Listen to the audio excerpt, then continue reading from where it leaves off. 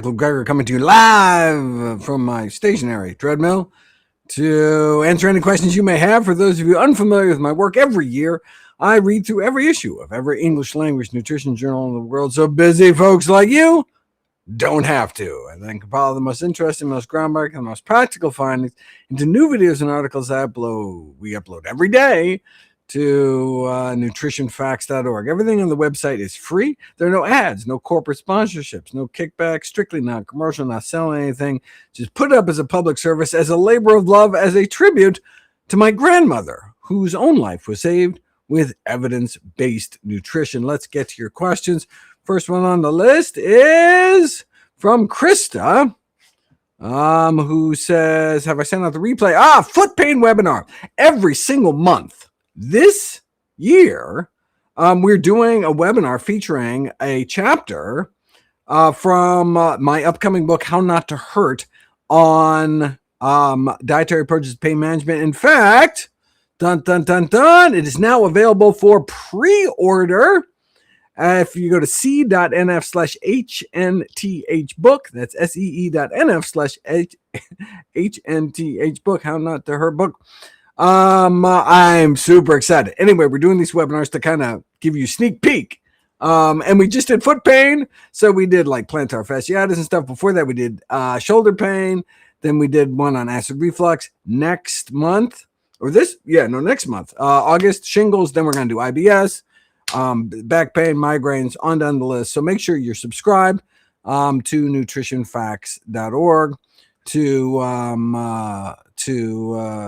on our free email newsletter, so you know when those are out. Okay, anyway, back to the question. You should have been sent out a recording of the foot pain webinar, so check your spam folder. If you don't see it, then you can email researchwebinar, one word, researchwebinar at nutritionfacts.org, and we will make sure to get it to you. Sorry that somehow it didn't arrive. But that's the nice thing. If you missed the webinar, so you register for the webinar, and then, even if you can't make it that particular time, the IBS webinar is going to be 3 hours long. So it's like, I can't do 3 hours like on a work day. Well, no problem. You register and then you get a replay. In fact, the replay looks even better because on live it's Zoom. And so it's all grainy. So I show all these like charts and stuff, and it's just, you can't see it great, but I locally record it on my machine. And so everything is crisp and clear and high def. And then we send you a recording. You can stream that. And so the people who see it later, not actually live, actually get a better recording. But of course they don't have to get to ask questions live and stuff. Anyway, it's a trade-off, but super excited about all the webinars. Usually we do we've done webinars every few months, but every single month this year, it's a lot of work, but we are excited to crank them out for everybody. All right, next up, MTX 1066 says, does spearmint or mint in general reduce testosterone? I seem to remember doing a video on mint and hormones.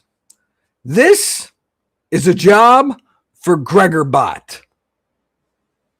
What is Gregorbot? We have created an AI chatbot trained exclusively on my thousands of videos and all my books. So it took all that information, and so you can ask any question, and it's like me, except better, because if it was just me, I'd forget a lot of stuff, like this mint thing.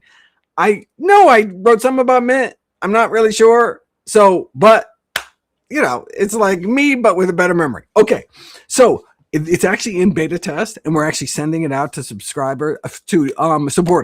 So if you've ever donated to Nutrition Facts, you are on a list. We are a 501c3 nonprofit charity. You are on a list, and we're going to send you a list to stress test it and put in all your, before we release it to the public, we want to make sure that, I think it's great. But we want to make sure it's not giving any crazy answers or anything. Okay, I'm going to put that in. I have the beta test up right now. I'm going to put in, does mint reduce testosterone? And let's see what Gregorbot has to say, which is to say what I have to say, just if I had a better memory. And here it says, yes. Okay. I didn't remember that. Heavy mint consumption appears to lower testosterone levels in both men and women. There are case reports of men drinking 4 cups a day of spearmint or peppermint tea losing their sex drive And when researchers tried it on women concerned about excessive hairiness, which is a sign of excess testosterone, just 2 cups of mint tea a day dropped their free testosterone levels by about 30% in only 5 days. Whoa! There's actually a syndrome called PCOS, polycystic ovarian syndrome, which can result in abnormally high testosterone levels in women, and those levels can successfully be brought down with mint tea. But for women struggling with low libido, mint tea may not be the best choice, right? Because that's a testosterone thing too. So if we're looking to keep our testosterone levels intact, heavy mint consumption is something to be mindful of. And then learn more here, and it talks and shows points to all the videos where I talk about it in more detail and all the sources. Go Gregorbot! I totally forgot all that. Normally on these, you would ask a question like that, and I'd be like, go to Nutrition Facts, type in mint testosterone, and look up the answer because I don't remember. Not anymore! And now you'll never have to come to my Q&As because Gregorbot knows all. When is it going to be public? And it's going to be free on the website. And we're actually going to try to do all sorts of cool things with it, like make it a text thing. So you can text Gregorbot. So it's like having me in your pocket at all times. Be like, you'd be in the store, be like, oh, I wonder about this. And then and it gives you the best answer from all of the material. And then, so that's going to be the next stage, but it will be live on NutritionFacts.org once we get it tested. Anyway, how cool is that? So I'm already getting use out of it, but I'm the only one who has access right now. But everyone will soon. Okay. Excuse me. Okay. Do I peel sweet potatoes? I do not peel sweet potatoes. In fact, I'm going to have sweet potatoes for supper. And the reason I'm going to have sweet potatoes for supper is because we have this great new social media consultant team to sharpen our social media game. And I was tasked with filming a purple sweet potato video, which I'm going to do in the next few days. So I ordered some purple sweet potatoes. So it's like, hey, I only need one for the video, right? So I'm making sweet potato fries tonight. And so I don't peel them. I wash them because I'm not peeling them. Microwave them till they're, you can squish them a little bit, and then chop them up into the size fries you like. And then you're dredging them in, dried rosemary and blue cornmeal. Give it a nice little crispy crunch. And so then you got the anthocyanins from the purple sweet potato and the blue cornmeal. Garlic powder, onion powder, chipotle powder, smoked paprika, whatever you like. And then to get the breading to stick, you can use lime juice, which is kind of cool because the pH change with the lime turns the anthocyanins like pink. So you have this purple pink fries, very cool. And the lime is a really nice flavor. Or you can use a smoky balsamic, which has a sweeter taste. And anyway, either way, it sticks. All the stuff sticks. The cornmeal, the spiced cornmeal sticks. Put it in an air fryer at like 360 for 15 minutes. Boom, you're ready to go. Dip it in some salt-free ketchup with some low sodium hot sauce if you like, and you are good to go. See, I'm already like doing. Now you don't have to watch the little social media thing. Basically, although I'll be walking out in nature. They wanted me walking out in nature with a purple sweet potato. So I don't know. But you get to see the property. That's cool. I never really showed people where I live. Anyway, next up. This is I'm sorry I can't pronounce your name. For those of us who wish to lose weight, advocate exercise in a fasted state. Others also find this more comfortable. But is the lost weight not probably muscle as per Goldhammer of True North? Okay, in a fasted state, this is not saying you should be exercising during water fasting or something. This is just exercising like before breakfast as opposed to after breakfast. So you're not really in a fasting state, and you will be losing preferentially visceral fat, which is that dangerous fat. And this is all in my book, How Not to Diet. Okay, I wear SPF every day, which contains zinc. Perfect. So this is talking about a sunblock, and the zinc is one of the two. Zinc and titanium are the two mineral sunblocks. Those are the safest. Also taking a zinc supplement, and you're not overdosing. No, zinc is not absorbed through the skin. In fact, interesting. In How Not to Hurt. I bet I could ask Gregorbot. It's not important. There's, what is it called? Balneotherapy or something like that. I ran across it and I was like, I've never heard of this. I had to look it up. I probably just got it wrong too. But it's soaking in mineral baths. It's like soaking in mineral waters. And there are all these purported benefits. Like, wait a second, is it just because you're soaking in a nice warm bath, or is it something actually? Can you just do it in regular water? Does it have to be mineral water? And so they did all these experiments with like hot, cold, minerals, without minerals. And the question is, well, is minerals even absorbed through the body? And in adult humans, the answer is no. And so there are all these rat studies that show that in other animals, they get minerals through the skin, but not people, unless we have like psoriasis or something where there's a breakdown of the skin barrier. So you should not expect any zinc to be absorbed into your system. Now, whether or not you should be taking a zinc supplement is a question. I would be wondering why you're taking a zinc supplement. And if you are, you need to take, because zinc, particularly at high doses, interferes with copper consumption, and you can run into copper deficiency. So I think in the book, there are conditions pain conditions for which zinc supplements significantly help. But I recommend taking them with a concurrent copper supplement. In fact, I could ask the exact ratio. I think it's a 1-to-10. So you take 1/10 of the zinc dose in copper at the same time. But I wouldn't do that if you weren't actually treating something. You should get zinc, like we should get almost all our nutrients from whole foods. Next up, Ronaldsky says, do I know of any alternative? Oh, to Blate Papes. Okay, this is cool. Okay, so what the hell is a Blate Pape? So Blate Pape is the only U.S. company that I'm aware of that makes this edible film. This like Japanese edible film made of potato starch. Basically, these are thin, transparent, super duper thin, transparent, either squares, circles, or pouches that you can put nasty tasting stuff that you want to eat. Like amla and turmeric, and I mean, some people like turmeric, but strongly flavored stuff that you don't want. And then you wrap it up in a little wonton, or in the pouches, you just kind of crease the top, dip it in water, and then it just slides down. You don't taste a thing.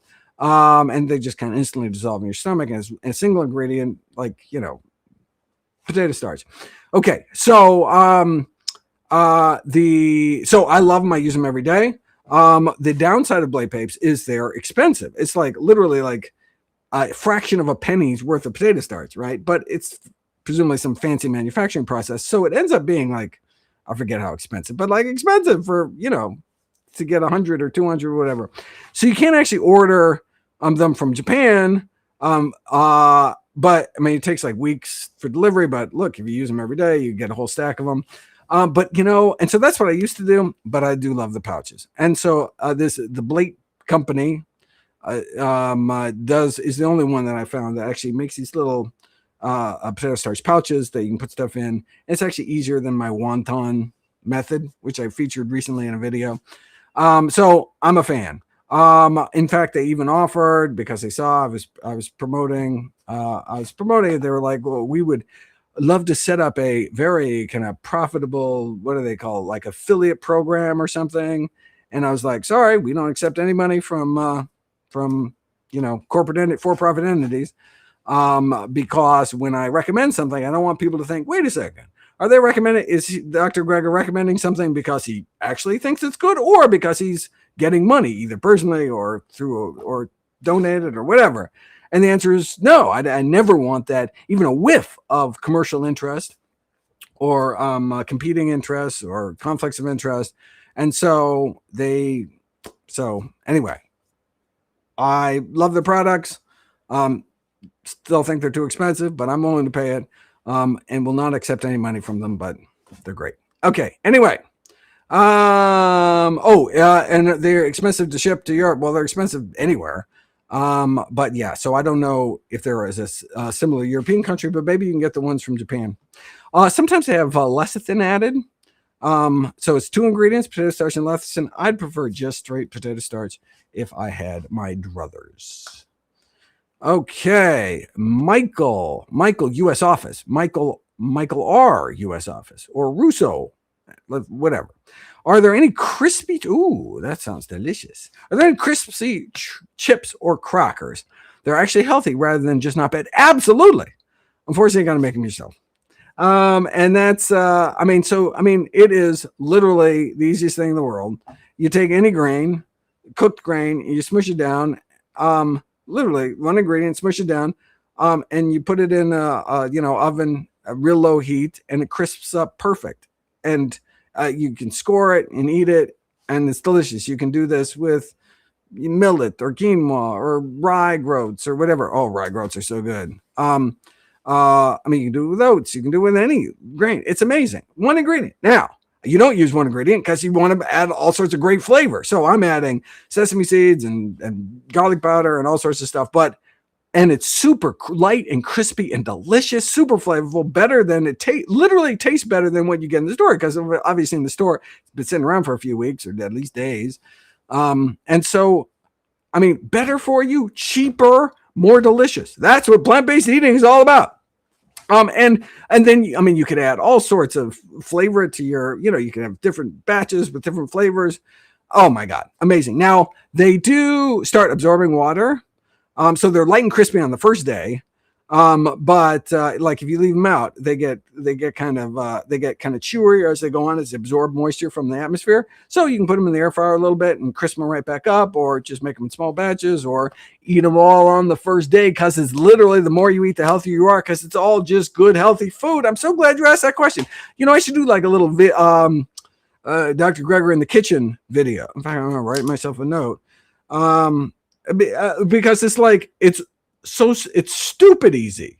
It's one ingredient, stupid easy, and you just got to see it. And you're like, wait a second, you knew this? Why didn't anyone tell me this? It's awesome. Anyway, okay, moving on. That was fun. Okay, Yuri Petrov says, Dr. Greger, why don't I recommend homemade sauerkraut? Oh, I wish I would. Okay, so how do you make homemade sauerkraut? You go out, you get some cabbage from the field, and you put it in salt water.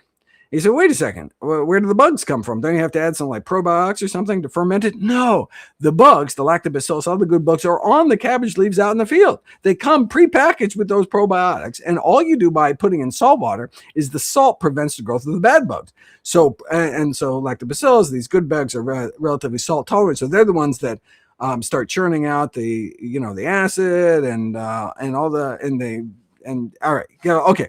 Problem. Too much salt. Right? That's the problem. So it ends up with too much salt. Now, so if you are going to make homemade sauerkraut or any kind of sauerkraut, what you want to do is you want to, put it under running water and rinse the hell out of it, rinse off that excess salt. Still ends up being pretty salty. But I mean, fermented foods are healthy, but except for the salt. So is there a fermented food that doesn't have a lot of salt? Yes, there is. Tempeh. Tempeh, right? What is tempeh? Tempeh is a whole soy food. You can see the little individual soybeans, and then it's fermented with these fungal spores to add even more nutrition.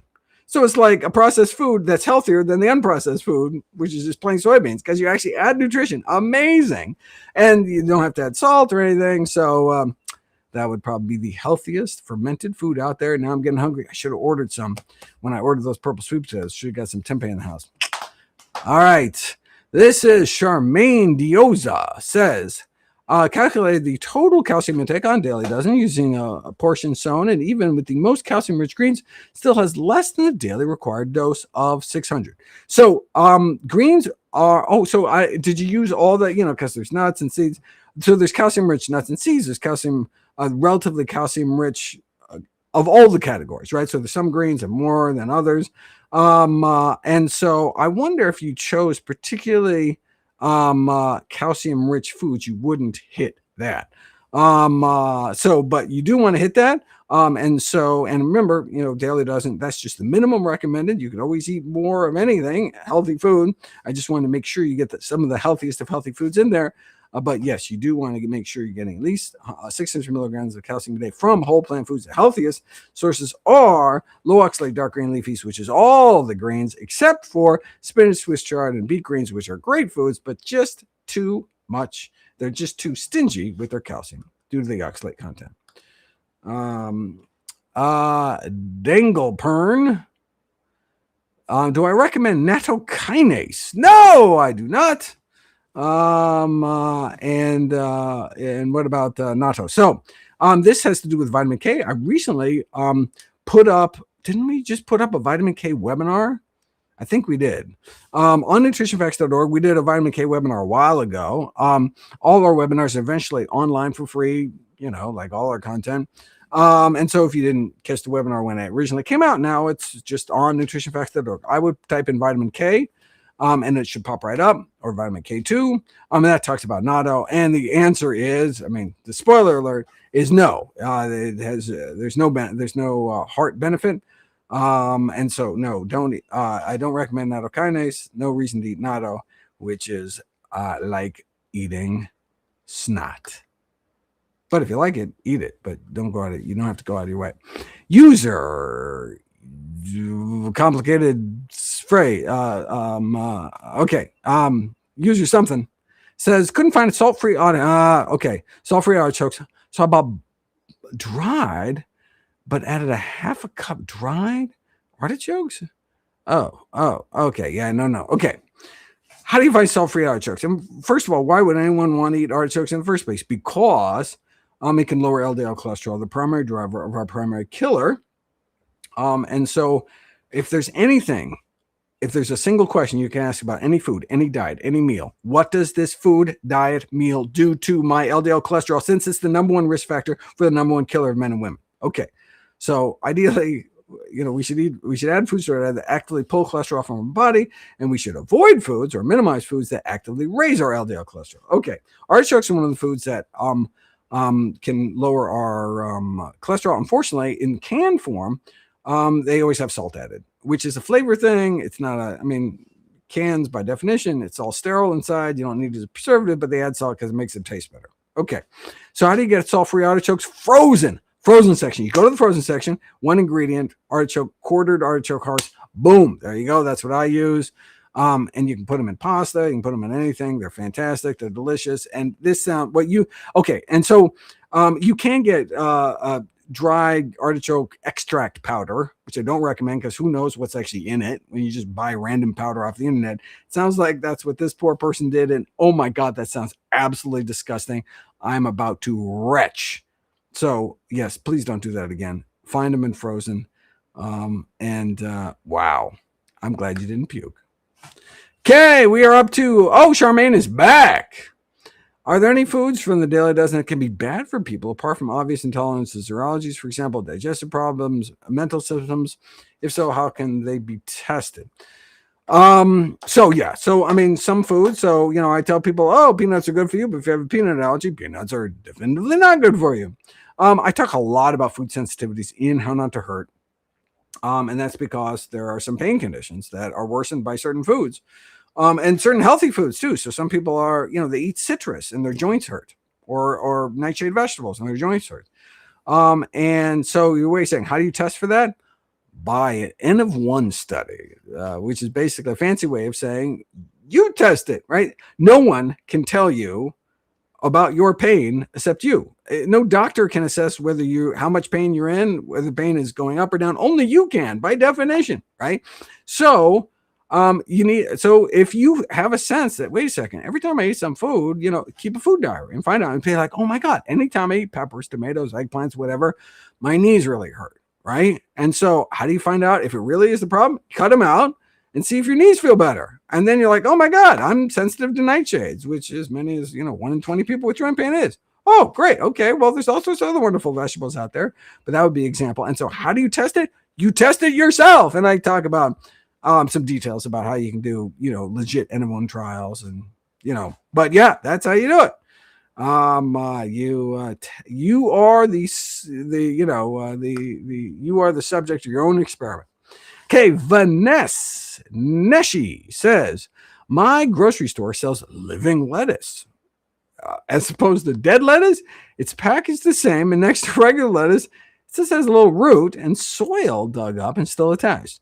Is it really more alive? No, it's all alive. I mean, plants, when you buy a carrot, it's an alive carrot. Or any, no, so it's just got, there's no difference.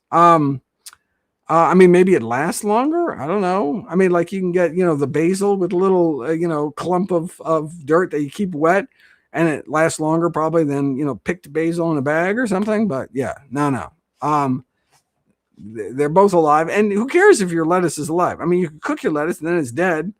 And who would cook lettuce? But when you take a vegetable, like when you take carrots, a live vegetable, and you cook it. Now it's a dead vegetable. It's actually more, and you're like, I want my beta carotene. Well, you actually get more beta carotene from that cooked carrot than that raw carrot, because it's more absorbable in your system. You actually get more in your bloodstream eating cooked carrots than raw carrots. So in that way, by killing it, you just got more nutrition for your bang for your buck. Okay. Oh, this one's not showing up. Oh, there it is. I just gotta give it a second. Vanessa, blood type diets. Yes, I have a video on blood type diets. And so just type in blood type diet, it'll pop right up. Spoiler alert, it's bogus. But if you want to see why it's bogus, check it out. Can I please already can you please already share something exciting for managing ankylosing spondylitis?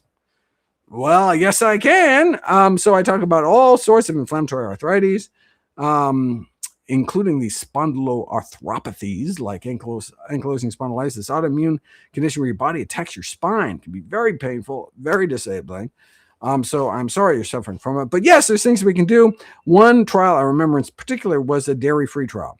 They took folks with ankylosing spondylitis and removed dairy from their diet and saw significant improvements. I forget if it's a randomized controlled trial or they just did a before and after study, but that's the one thing that comes to mind from the book.